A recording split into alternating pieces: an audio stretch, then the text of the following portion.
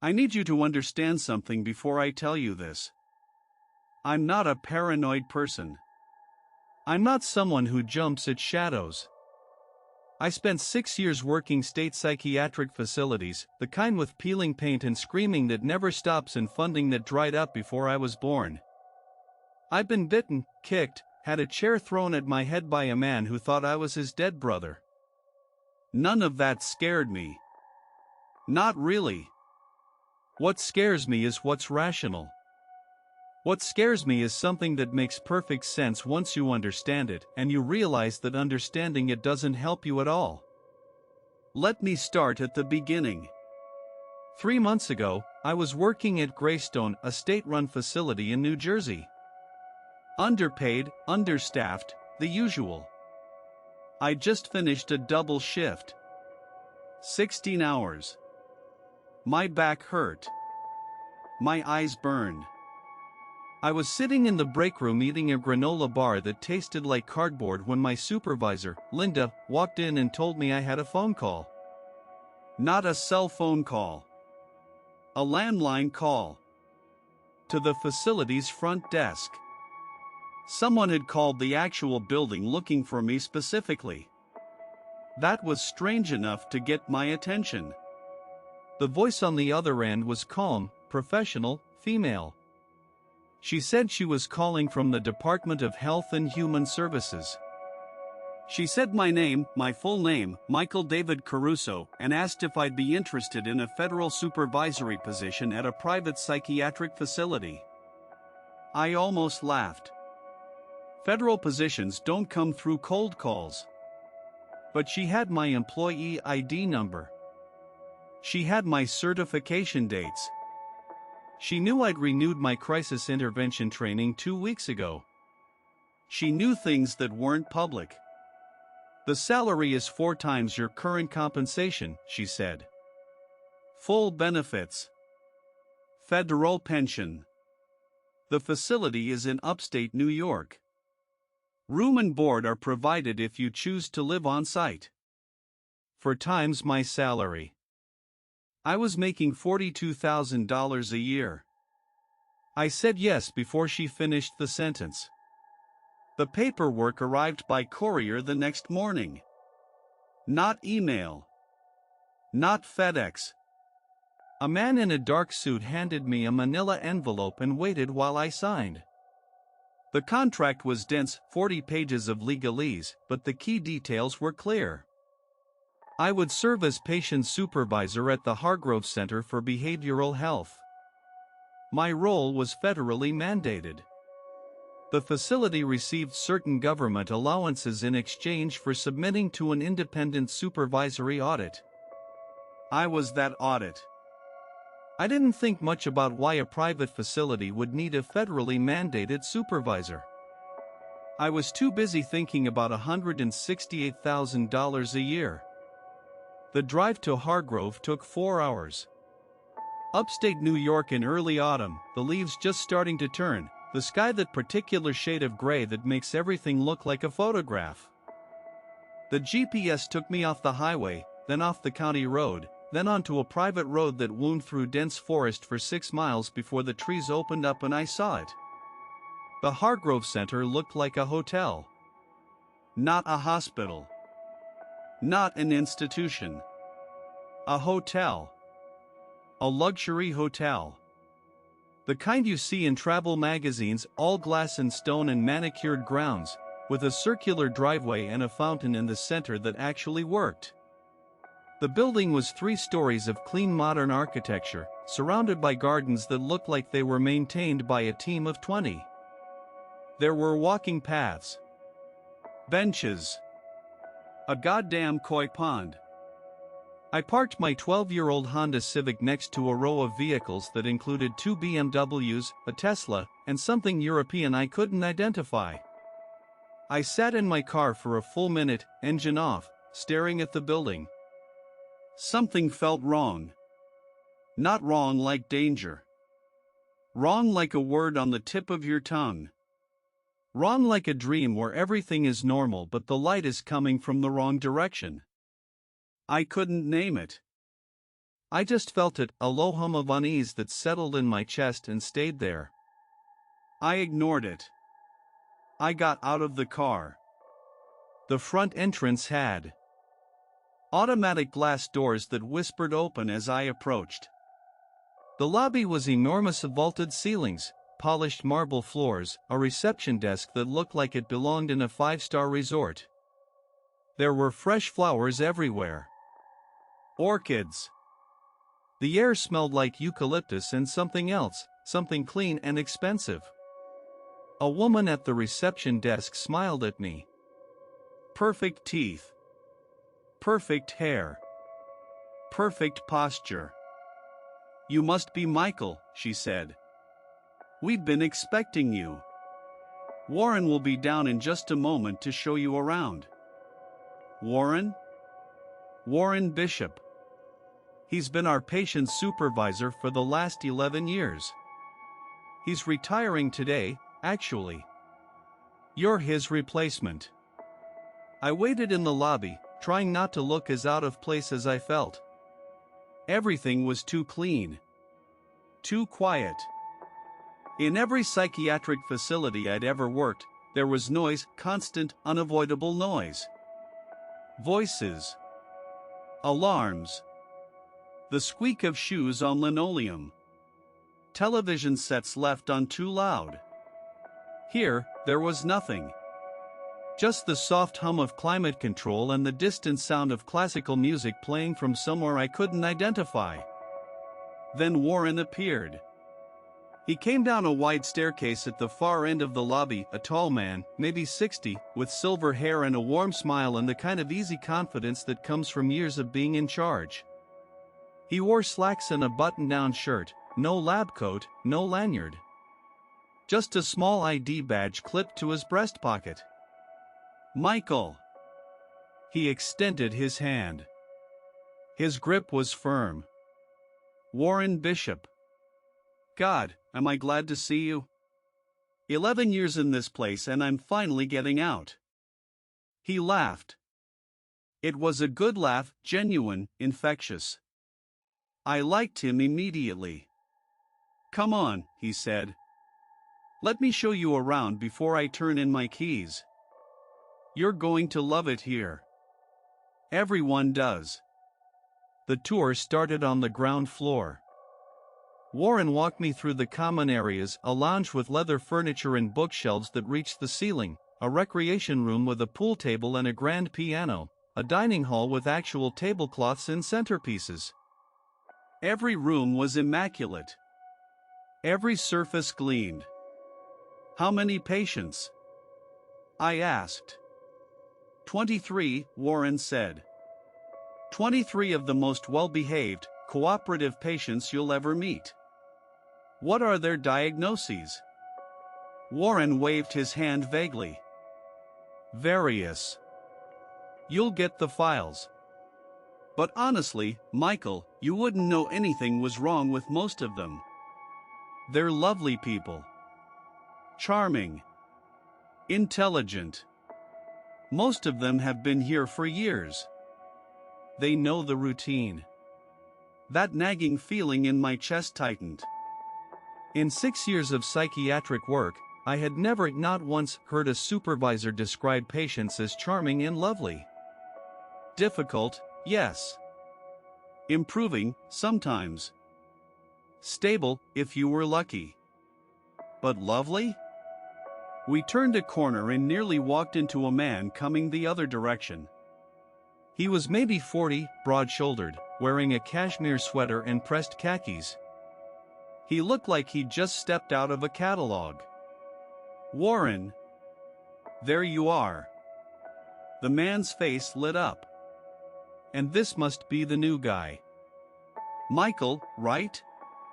I blinked. How did you word travels fast around here?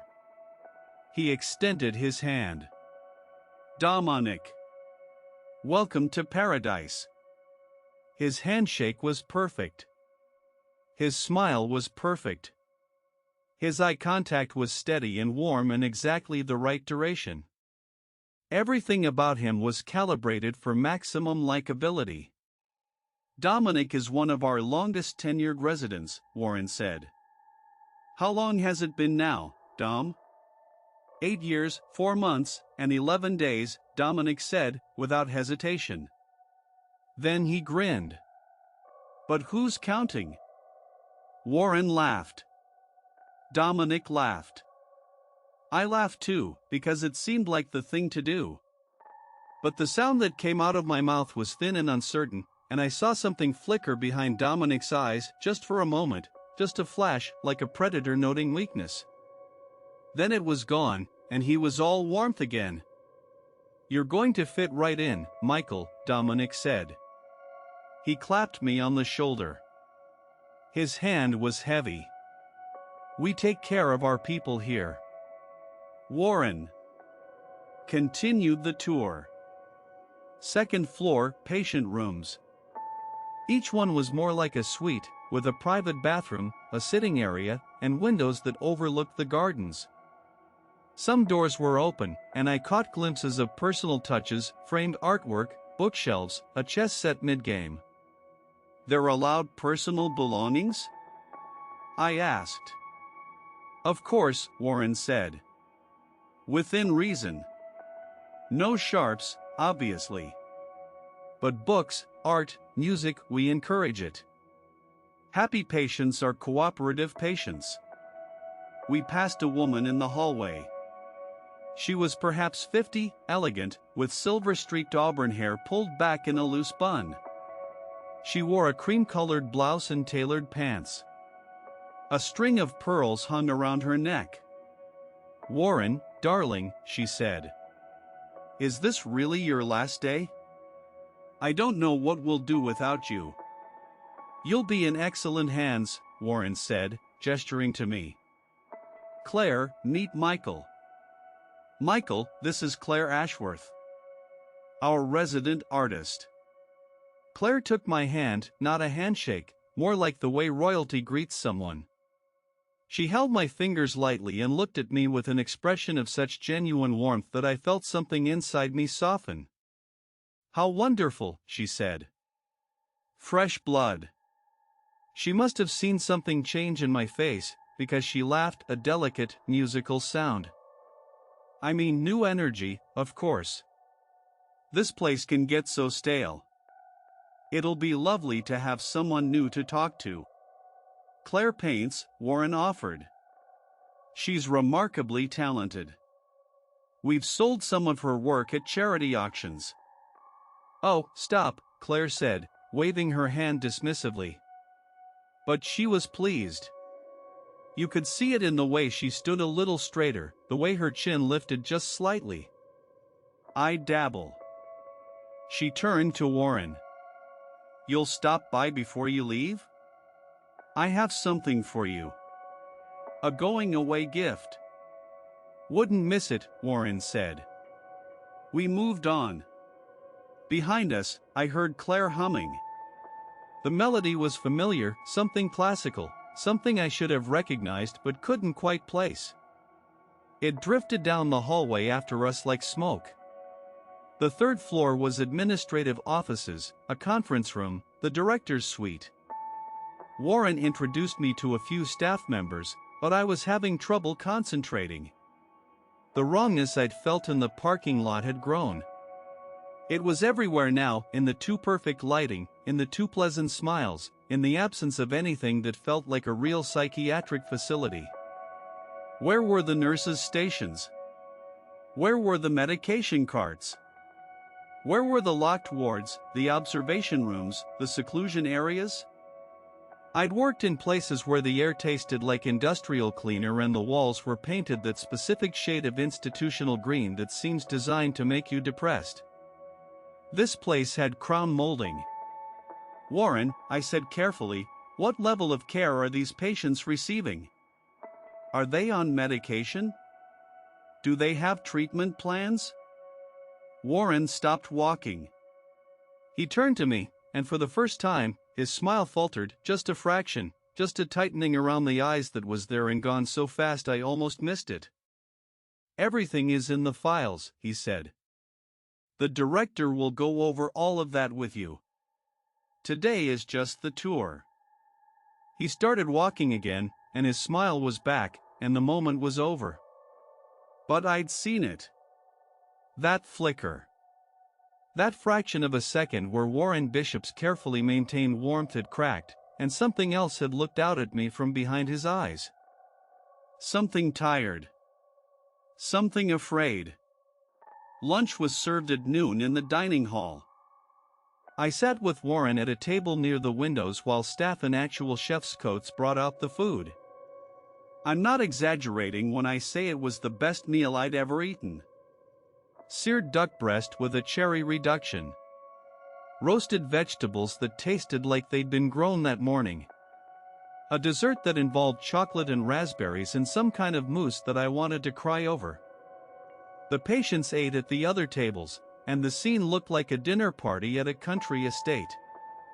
They talked, they laughed, they passed.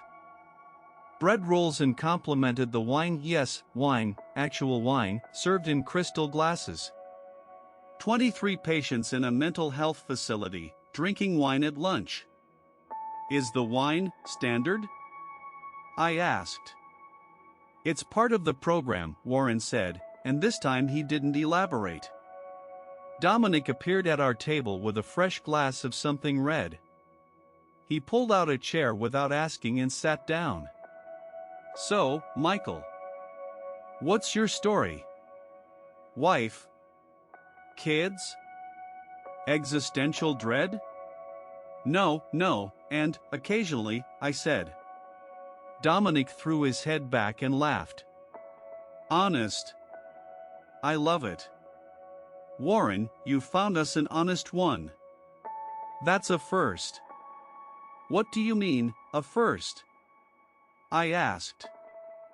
Dominic's eyes met mine.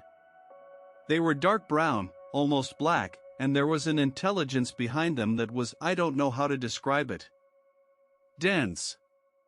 Like looking into water that's deeper than it appears. Everyone who comes to Hargrove has a story, he said. A narrative. The staff have theirs, they're professionals, they're here to help, they believe in the work. The patients have theirs, they're sick, they're getting better, they're grateful for the care. He took a sip of wine. But underneath all those stories, there's the truth. And the truth is usually much simpler and much uglier than anyone wants to admit. Dom, Warren said quietly. There was a warning in his voice. Dominic held up his hands. I'm philosophizing. Forgive an old patient his eccentricities. He stood up, straightened his sweater, and gave me another perfect smile. Enjoy the duck, Michael. Chef Armand outdid himself today. He walked away. I watched him cross the dining hall and sit down at a table with Claire and 2 other patients. They greeted him like old friends. Someone made a joke and the whole table laughed. I turned to Warren. What was he committed for? Warren was cutting his duck into precise, even pieces. He didn't look up. It's in the files, he said again. After lunch, the tour was essentially over. Warren walked me back down to the lobby and stood by the reception desk, looking at the building one last time. There was something in his expression I couldn't read, not sadness exactly. Not relief. Something more complicated. Listen, Michael, he said, and his voice was different now. Lower. More serious. This is a good position. The pay is excellent. The patients are cooperative.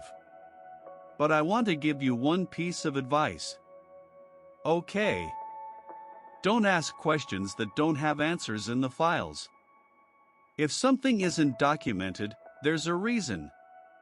Do your job, write your reports, and go home at the end of the day. I stared at him. That's unusual advice. It's practical advice. He held my gaze for a long moment. Then the warmth came back, like a light switch flipping, and he clapped me on the arm. You'll do great. Really? I mean that. He turned toward the door, then stopped. Oh damn. My badge. I need to turn it in to the director's office. He reached for his breast pocket and his face fell. I must have left it upstairs. Would you believe it? 11 years and I can't even remember to return the damn badge. I can run up and get it, I offered. No. Tell you what, lend me yours for a minute? I'll swap it at the front desk on my way out. They'll have yours waiting when you come back. It was such a reasonable request. Such a small thing. I unclipped my badge and handed it to him without thinking. Thanks, Michael. You're a good man. He walked out the front door. The automatic glass whispered shut behind him.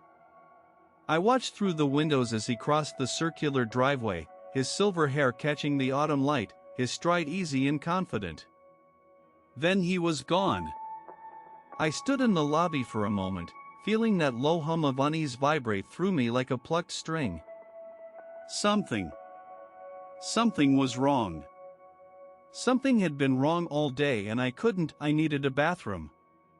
The long drive, the big lunch, the nerves. I asked the receptionist and she directed me to a restroom near the staff locker room on the ground floor, down a hallway I hadn't been shown during the tour. The hallway was different from the rest of the building. Narrower. The lighting was fluorescent instead of the warm ambient glow everywhere else. The floor was linoleum, not marble. This was the backstage area, the part of the hotel that guests weren't supposed to see. The staff locker room was large, institutional, with rows of metal lockers and wooden benches. It smelled like cleaning solution and something else, something faint and organic that I couldn't place. I used the restroom, washed my hands, and was heading back toward the door when I noticed it. One of the lockers at the far end of the row was open. Not just unlocked, open, with the door hanging at an angle like it had been forced. Behind it, the row of lockers was pulled slightly away from the wall, creating a gap of maybe 2 feet. And from that gap, something was visible. Something that shouldn't have been there. A shoe. A brown leather shoe, polished, expensive looking. Attached to an ankle. Attached to a leg that disappeared into the darkness behind the lockers. My training kicked in before my brain did. I'd been certified in emergency response. I'd found unconscious patients before. My body moved before my mind could tell it to stop. I grabbed the open locker door and pulled, widening the gap, and I looked behind the row of lockers. The body was wedged into the space between the lockers and the wall. He was on his side, curled slightly, one arm pinned beneath him and the other extended forward as if he'd been reaching for something. His face was turned toward me. I knew that face. Silver hair. Warm features. 60 years old, give or take. He was wearing slacks and a button-down shirt, identical to what Warren had been wearing when he showed me around the facility. Because it wasn't identical. It was the same clothes. Because this was Warren. This was the real Warren Bishop. His eyes were open. His lips were slightly parted. His skin had that waxy, grayish quality that skin gets when the blood has stopped moving. There was bruising around his throat, deep, purple, unmistakable. Someone had strangled him. Someone with strong hands and patience and no particular hurry. He was cold. He had been dead for hours. I screamed. The sound bounced off the metal lockers and came back to me distorted, wrong, like a sound effect in a movie about my own life. I stumbled backward, hit the bench, went down hard on one knee. Pain shot up my leg, but I barely felt it. The body was real. The man who had shown me around this building was not Warren Bishop. Warren Bishop was dead behind the lockers with finger-shaped bruises on his throat. I scrambled to my feet. My hands were shaking. My phone, where was my phone? In my jacket, in the lobby. I lurched toward the door, yanked it open, and ran down the fluorescent hallway back toward the main building. The lobby was empty. The receptionist was gone. The classical music had stopped. The only sound was my own breathing, ragged and too loud, and the hum of the building's climate control system, steady and indifferent. I ran to the reception desk and grabbed the phone. I dialed 911. My fingers wouldn't cooperate. I had to try 3 times. 911, what's your emergency? There's a body. I'm at the Hargrove Center, the psychiatric facility. There's a dead man in the locker room. He's been murdered. His name is Warren Bishop. A hand reached over my shoulder and pressed the hook switch, disconnecting the call. I spun around. Dominic was standing behind me. His face was calm. His eyes were steady. He was still wearing his cashmere sweater. He was still perfectly composed. But his smile was different now. It was the same smile, same teeth, same curve of the lips, same crinkles around the eyes. But the thing that had been living behind it, the thing I'd caught a glimpse of at lunch, was no longer hiding. It was right there on the surface, looking at me with an expression of mild, almost affectionate amusement. I wouldn't do that, he said. There's a body, we know. The we hit me like a physical force. I looked past Dominic. Claire was standing at the foot of the staircase, her pearls catching the light. Behind her, 2 men I'd seen at lunch. And behind them, more. Patients. 6, 8, 10 of them, arranged around the lobby in a loose semicircle, all watching me with that same expression of calm, intelligent interest. What? My voice broke. I swallowed and tried again. What is happening? A door opened at the far end of the lobby, the director's office. A man I hadn't met came striding out. He was short, compact, furious. His face was the color of a bruised plum and he was moving with the barely contained energy of someone who wanted to hit something. Where is he? The director snapped. He wasn't talking to me. He was talking to the room. Gone, Dominic said, still calm. About 45 minutes ago. Used the new supervisor's badge to get through the gate. The director turned on me. You gave him your badge? He said he was Warren. He asked to borrow. That wasn't Warren Bishop, the director shouted. Warren Bishop is dead in the goddamn locker room. That was Ed. Ed Carstairs. Patient 471. He killed Warren sometime last night, took his clothes, took his badge, and spent the entire morning pretending to be him so he could walk right out the front door. The room tilted. I grabbed the edge of the reception desk to keep from falling. Ed, I whispered. The man who gave me the tour. The man I spent 4 hours with. That was a patient. One of our most dangerous patients, the director said, and his voice had gone from fury to something worse, something flat and defeated. Ed Carstairs was convicted of killing 3 people. He's brilliant. Charismatic. He can be anyone he wants to be. And you just helped him walk out of a maximum security psychiatric facility using your identification. I looked at Dominic. He was watching me with his head slightly tilted, the way a cat watches a bird. You knew, I said. You all knew. This morning, when he was showing me around, you knew he wasn't Warren. Dominic's smile widened. Of course we knew. We know everything that happens in this building, Michael. Why didn't you say anything? Because it was funny, Claire said from the staircase.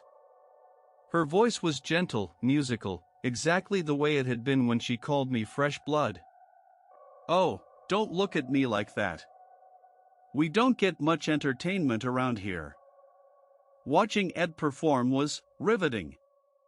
He was always the best actor among us. Among us.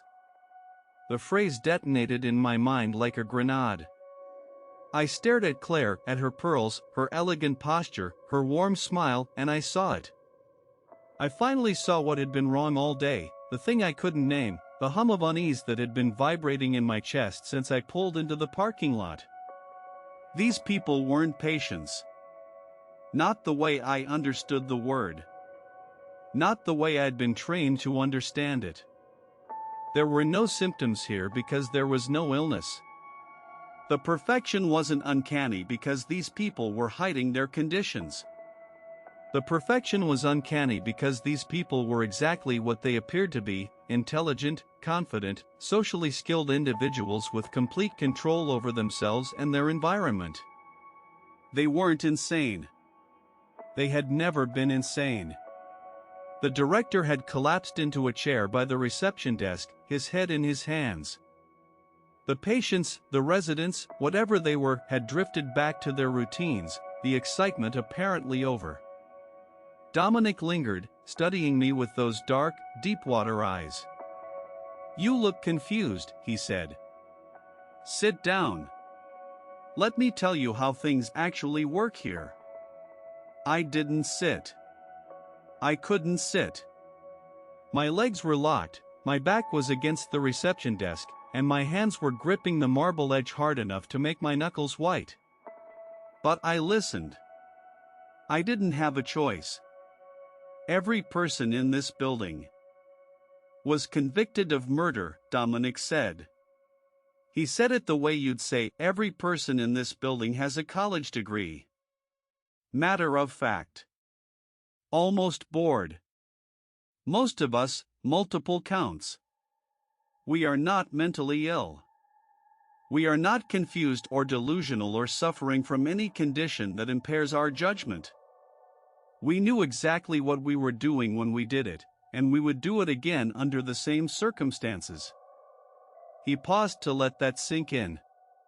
But we are also, to a person, extremely wealthy. And wealth, Michael, is a kind of superpower. When you have enough money, the justice system becomes flexible. Not guilty by reason of insanity is a verdict that can be purchased if you know the right psychiatrists, the right lawyers, the right judges. It costs a great deal. But it costs considerably less than the death penalty. I thought I was going to be sick. The duck breast and cherry reduction churned in my stomach. I swallowed hard. So this place is where we live instead of death row, Dominic said. We fund it. Every dollar that pays for the chef, the gardens, the wine cellar, the art collection, it comes from us. From our families, our trusts, our business holdings. We built this place to our specifications. We chose the staff. We chose the food. We chose the view. The government, I managed.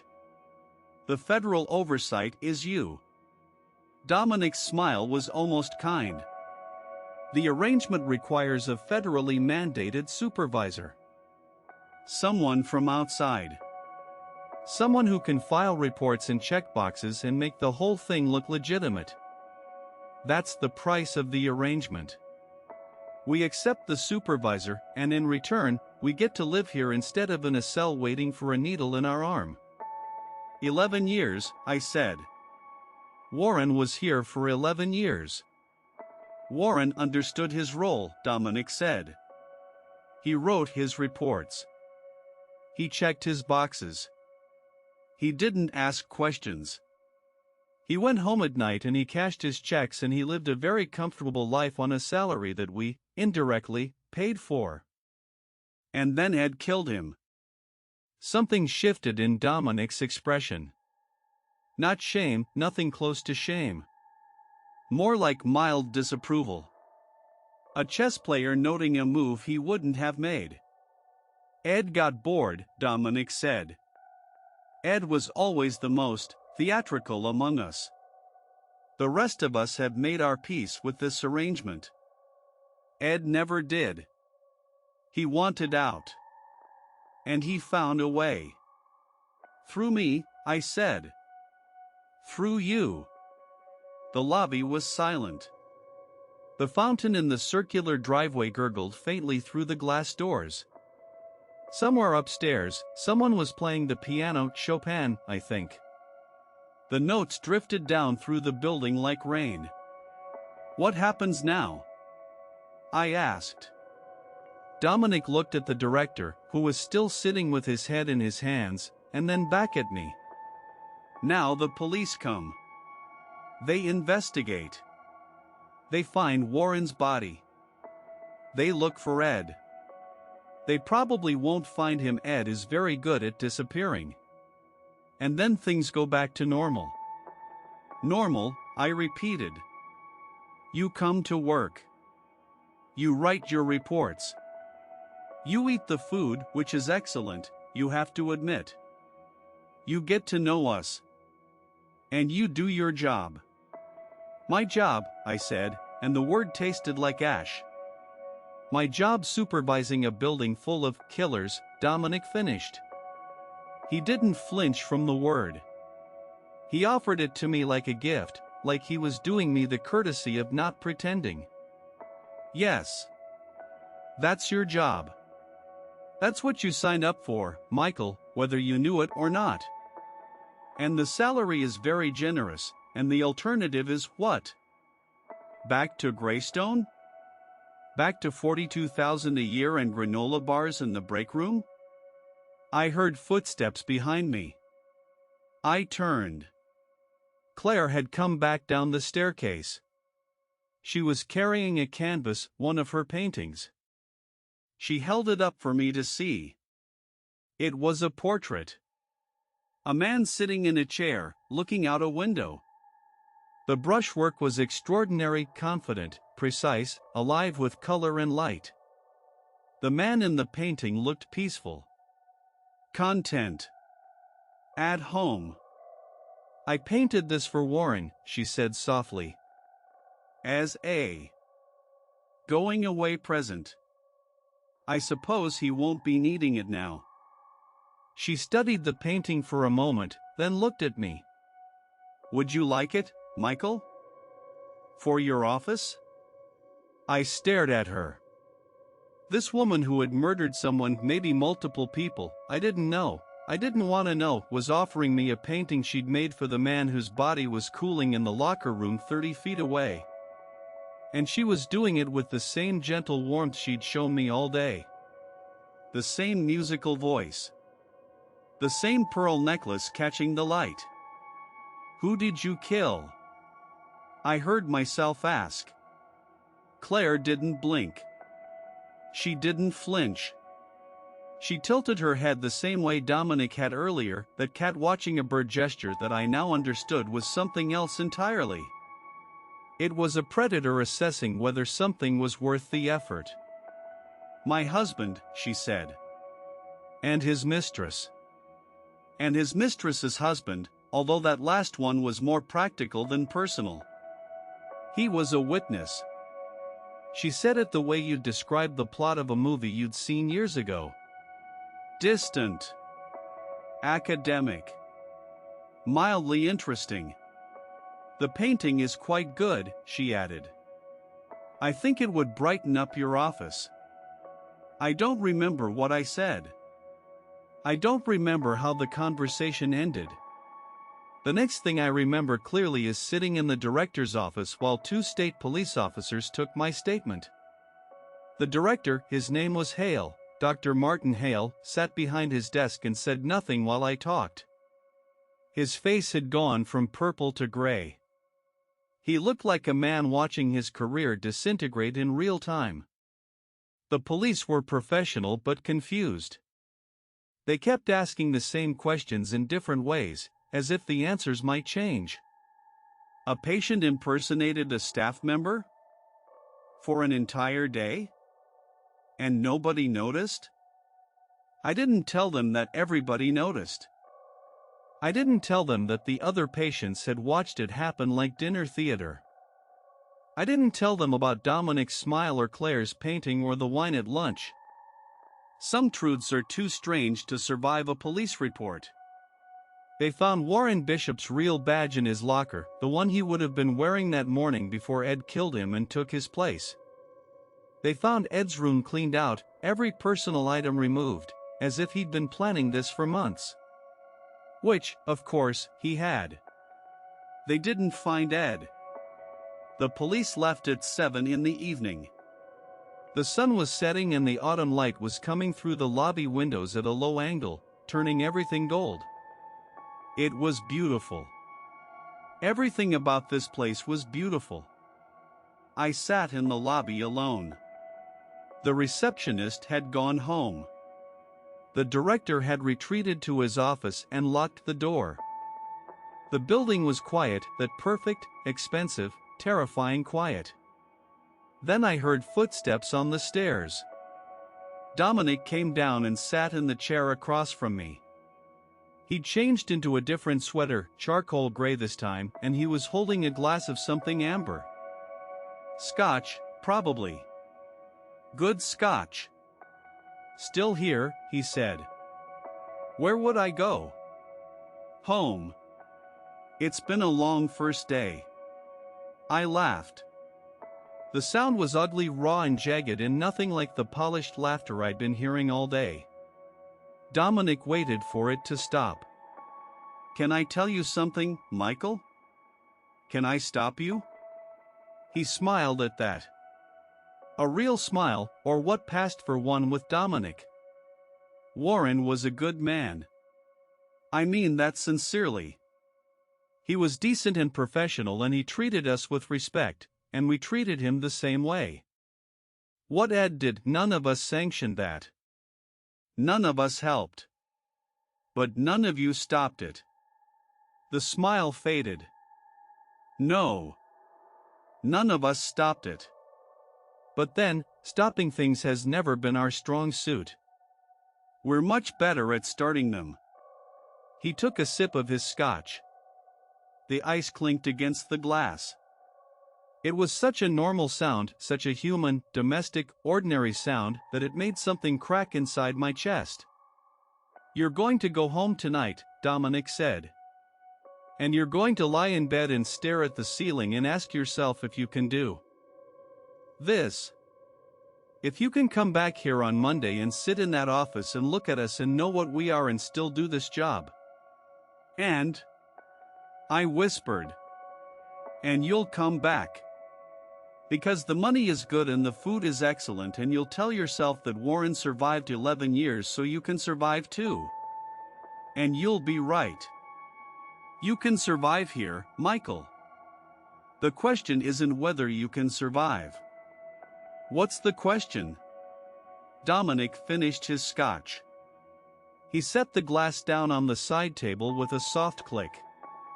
He stood up, straightened his sweater, and looked down at me. The question is what kind of person you'll be when you come out the other side. Warren came here a young man with principles. He left here a... He paused, choosing his words. A pragmatist. He learned not to see things. He learned not to ask.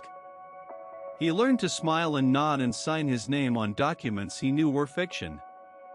He started toward the stairs, then stopped. We didn't make him that way, Michael. The money did. The comfort did. The knowledge that the alternative was worse. We just provided the environment. He went upstairs. I heard his footsteps on the marble, measured and unhurried. A door opened. A door closed. Then silence. I sat in that lobby for another hour. I watched the sky go from gold to purple to black. I watched the lights come on automatically, warm, amber, flattering lights that made the marble glow and the orchids look like something from a dream. Outside, the fountain continued its steady, mindless burbling. The koi pond was invisible in the darkness. I thought about $42,000 a year. I thought about $168,000 a year. I thought about Warren Bishop, who had given me good advice that I hadn't understood, don't ask questions that don't have answers in the files, and who had been dead the entire time he was supposedly giving it to me. Because that wasn't Warren giving me advice. That was Ed. A convicted murderer, playing a role, feeding me lines designed to keep me passive and compliant so he could walk out the front door. And I'd bought it. Every word. Every smile. Every handshake. I'd looked at a killer pretending to be a good man and I'd seen nothing but the good man. What does that say about me? What does it say about any of us? I drove home that night on dark roads through dark forest. My headlights cut through the trees and the shadows jumped and shifted, and I kept checking the rearview mirror even though there was nothing behind me. Nothing but the road and the night in the building I'd left behind, glowing like a lantern in the middle of nowhere, full of people who had ended lives and were living better than I ever would. I got home at midnight. I sat in my apartment, a one-bedroom in a building with water stains on the ceiling and a radiator that clanked, and I opened my laptop. I searched for Ed Carstairs. Nothing. No news articles. No arrest records. No photographs. Whatever his real name was, Ed Carstairs wasn't it. Or the records had been sealed. Or they'd been erased. Money can do that too. I searched for the Hargrove Center. A website came up, sleek, professional, vague. A premier behavioral health facility dedicated to individualized care in a supportive environment. Stock photos. Mission statement. No patient information. No staff listed. I closed my laptop. I lay in bed. I stared at the ceiling. Dominic was right about that part. He was right about everything. The money is good. The food is excellent. The patients are charming and intelligent and well-dressed, and they have perfect handshakes and perfect smiles, and they killed people. Real people. People who had families and futures and plans for the weekend. And they bought their way out of the consequences, and now they live in a building that looks like a luxury hotel and drink wine at lunch and paint portraits and play Chopin on a grand piano. And I am their supervisor. Their federally mandated checkbox. The man who makes the arrangement legitimate. The rubber stamp. The joke. They know what they are. That's the part that keeps me awake. They know exactly what they are, and they're fine with it. They've made their peace. They sleep well in their comfortable beds, and they eat their Michelin quality meals, and they discuss philosophy over scotch in the evening, and somewhere in the back of their brilliant, untroubled minds, they carry the memory of what they did, and it doesn't bother them at all. Because they're not insane. That's the horror of it. That's the thing that makes my hands shake when I think about it. If they were sick, if they were broken, if their minds worked differently, if there was some crossed wire or chemical imbalance that explained what they'd done, I could understand it. I could process it. I could file it away in the part of my brain that deals with illness and treatment and recovery. But they're not sick. They're healthy. They're happy. They're sane. They made choices. Deliberate, calculated, rational choices to end human lives. And then they made more deliberate, calculated, rational choices to avoid the consequences. And the system, my system, the system I work for, the system I represent, let them. It's Friday night. I'm writing this in my apartment with the lights on and the door locked and the radiator clanking its mindless rhythm. My badge is sitting on the kitchen counter. They gave me a new one after the police were done, with my photo and my name and the Hargrove Center logo. Monday is in 3 days. Dominic says I'll come back. He says the money will bring me back. He says I'll learn to smile and nod and sign my name and not see things, the way Warren did. The way Warren did for 11 years before one of them got bored and put their hands around his throat. He's probably right. That's the worst part. He's probably right, and I know he's probably right, and knowing it doesn't change anything. Because what's the alternative? Greystone? $42,000 a year? Going back to the life I was living before, knowing that this place exists? Knowing that somewhere in upstate New York, in a building that looks like a hotel, 22 murderers are eating duck breast and discussing Chopin and laughing about the time one of them killed the supervisor and walked out the front door? I can't unknow that. I can't unfeel the weight of Dominic's hand on my shoulder. I can't unsee Claire's smile when she told me about her husband. I can't unhear the way she said fresh blood and then laughed it off, and how I believed the laugh because I wanted to. 22 people in that building. 22 people who ended lives. And they're charming. That's the thing. They're genuinely, effortlessly charming. They're the kind of people you'd want at your dinner party, the kind of people you trust with your secrets, the kind of people who make you feel special and seen and understood. And every single one of them is a killer. The charm is real. The warmth is real. The intelligence is real. It's all real. And so is what they did. Both things are true at the same time, and your brain doesn't want both things to be true at the same time, so it picks one. It picks the charm. It picks the smile. It picks the cashmere sweater and the pearl necklace and the glass of good scotch. It picks the surface, because the surface is beautiful, and the thing beneath it is unbearable. My phone just buzzed. A text from an unknown number. See you Monday, Michael. Chef Armand is doing lamb. I don't know which one of them sent it. I don't know how they got my number. But I know the lamb will be excellent, because everything at Hargrove is excellent. Everything except the truth. How do I go back Monday? How do I walk through those whispering glass doors, past the orchids and the marble and the fountain, into a building full of people who watched a man get murdered and thought it was funny? How do I sit across from Dominic and make small talk? How do I look at Claire's paintings and pretend they're just paintings? How do I eat the food and drink the wine and sign the documents and cash the checks? How do I become the thing they need me to be? The radiator clanks. The ceiling stain spreads. Monday gets closer by the minute. I think I already know the answer. I think that's what scares me most.